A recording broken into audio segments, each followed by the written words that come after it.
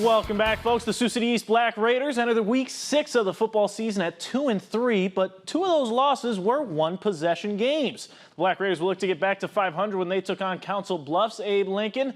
The Lynx, they enter this one at 2-3. We'll pick things up in the first quarter of East's homecoming game. Black Raiders near pay dirt. They give to Miles Wagger, who rumbles on in. That makes it 14-0 early on for the Black Raiders. Early second quarter we go now. Cal Jepson, he's going to toss it over to J.J. Gosh on the screen, and by gosh, the senior has blockers. Gosh, just one man to beat. The sweet jukes get turned on, and Gosh is home free at this point. He heads in for the end zone. That makes it 21-0 later in the half. First play of the drive, Jepson throws the screen out to Logan Dolphin, and there's plenty of space for that Dolphin to swim around. No one even touches Logan Dolphin as he makes his way into the end zone for the score. Sioux City East wins this one 48-27.